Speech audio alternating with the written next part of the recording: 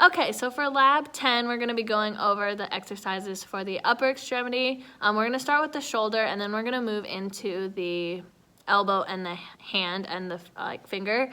For the shoulder on your guys' lab, it follows a kind of a sequence of shoulder rehabs, and that goes through phases. So there's phase 1, phase 2, phase 3, phase 4, and phase 5. And so those are kind of associated with that whole, first you work on range of motion, then you work on strength, then you work on plyometrics.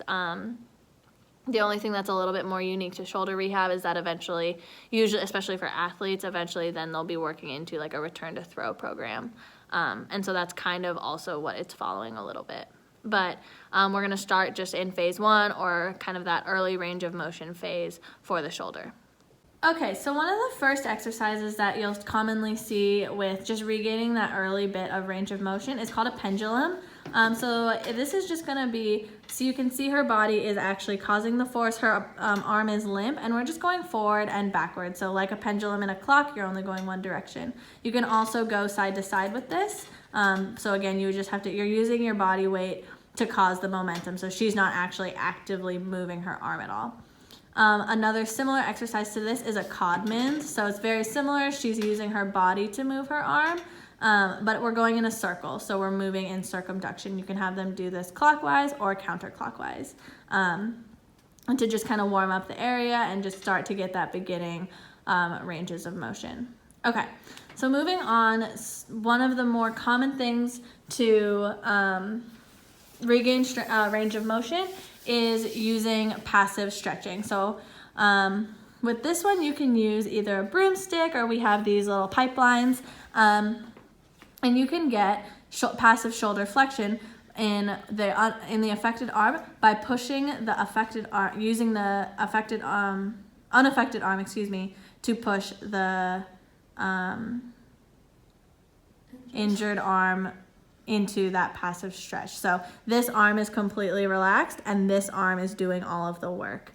And you can do this in all ranges of motion. You can do this in external rotation and abduction as well. You can do this a little bit in internal rotation, but ideally you would want to make sure that you're getting all the ranges of motion so a clinician can help them stretch as well.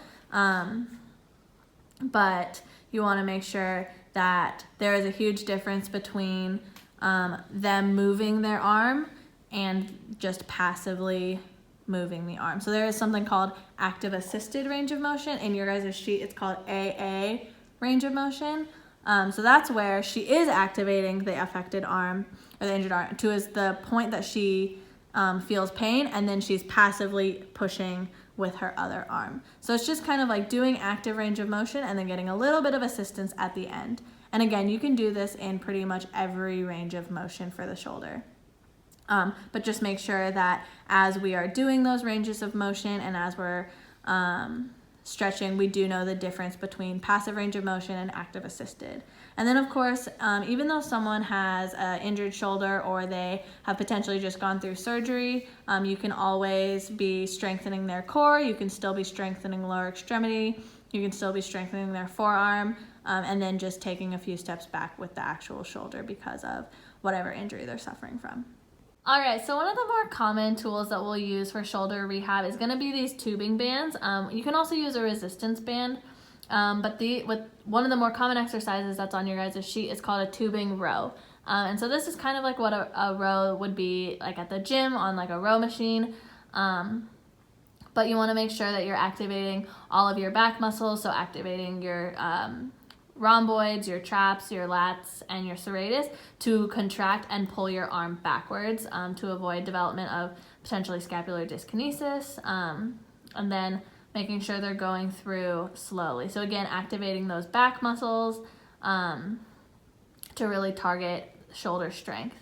Another thing that you can do is flip them around and have them do what's called a tubing punch. So then with this one, again, you want to make sure they're activating the serratus, but you want to just kind of do the opposite, and you would just come directly forward. And so not only is she just kind of punching and coming forward, but you can see her shoulder shift forward, and actually kind of stretching those back muscles and then activating her chest muscles. All right, so you can also do internal and external rotation with these, and you would do this at 0 degrees. You can also do it at 90 degrees. You would just have to lower this down a little bit and change the angle. But you can have them just kind of come in and do internal rotation, repeatedly doing this, or you can have them flip, and they would just flip hands and do, you have to flip, yeah, and then do external rotation, so then the band would cross in front of them. Make sure they're activating the muscle, her back muscles here, and not cheating and beginning to raise that elbow. And so that would be internal and external rotation with the resistance bands. Moving into a little bit of more difficult strengthening exercises, we're kind of in that phase 3 of strengthening. Is going to be a high row. So you can use a kettlebell for this, or you can use, if you have a barbell, but you're essentially just wanting them to grab it and just abduct their arms and do a high row. So this is pretty common. One thing that you can do to kind of advance this is if you want to do a squat to a row. So then you can still use a kettlebell, or you can use a resistance band and just have them step on it. But you would just have them in that squat position. They would squat and then into a row. So adding a little bit of a dynamic component to that. Another exercise that we commonly do is called W's. So with this one, you just kind of put them against a wall, and with their arms, they're kind of making that W position. So they come, make a W, and then into a Y. We call these WYs. And then like this, you can either have them do this, you can have them do just body weight and help with proprioception, and then you can also start to add a resistance band. And then the last one is called I's, T's, and Y's. So again, kind of similar, but you want them prone on the table for this one. And I'm gonna show it without any weight first, and then of course you guys can add weight. You can put them on a Swiss ball to do this. But again, they're kind of making I's, T's, and Y's with their arms. So they're gonna come up and just do full flexion, I's, Y's, and then they're kind of in a Y position, and then T. So again, you can add resistance bands, you can add little dumbbells, you can put them on a Swiss ball to make their stable more unstable. But those are gonna be I's, Y's, and T's. All right, so the next exercise and the next step in the progression is going to be looking at plyometrics. So one of the more common plyometrics that we can use for the upper extremity at the beginning is called wall dribbling. So essentially the patient is just facing a wall, and they take a ball and they just kind of do small little dribbles. You can increase the weight of the ball. You can do this with a Swiss ball to make it a little bit more difficult, and you can also then start adding in movements. So say you want to just start bringing them down and have them do kind of like presses at the same time to make it a little bit more difficult. But that's wall dribbling, and so technically, since the ball is losing contact with the wall, it's considered a plyometric.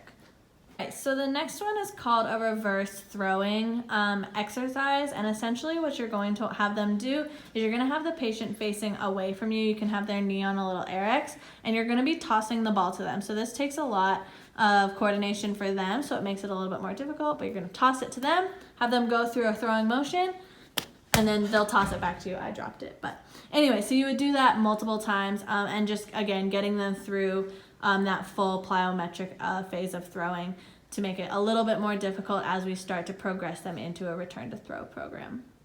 All right, so the last little bit of this lab is going to be going over the elbow, wrist, and hand. So you're going to see that a lot of these are pretty similar in just terms of what types of tools that you're going to be using. So I'm going to start with showing a few stretches and then going into a couple of exercises that kind of cross over, and you can kind of do both with just one exercise. Okay, so one of the first things that you want to start out doing is just passive stretching. So you can use a dumbbell for this and have them hold on to it and that kind of just brings them into a stretched position. So if we want to stretch the pronators, you're going to just kind of bring them into supination, and they can just hang here, or they can give a little bit of a pull and just stretch that way. So then for supinators, you would obviously flip, stretch that way, give it a little bit of a push, just get that little extra bit of range of motion.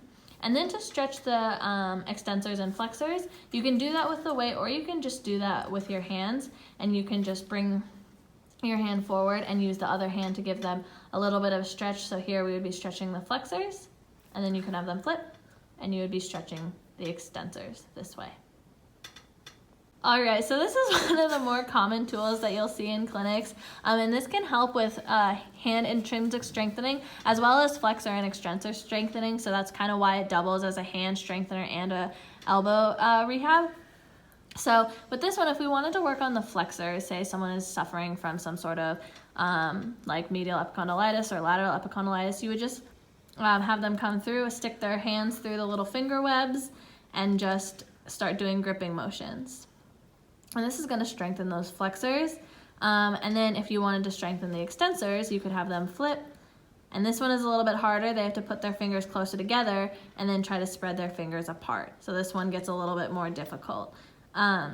These little finger webs, they are different colors, so they can be different resistance, and you can make it easier or harder with that. Another thing that you can also do is use this putty. So a lot of clinics will have this, and again, it's kind of a similar idea of increasing the flexor strength and as well as increasing hand strength and hand intrinsics. So you can do it like this, or you can essentially like squish it into the table if you wanted to work on working on extensors. Then you would kind of push it down and push it like that. You can have them just use one finger at a time and kind of move it around if they have some sort of finger strain. But that's the putty. You can use it for many different exercises for the hand and fingers.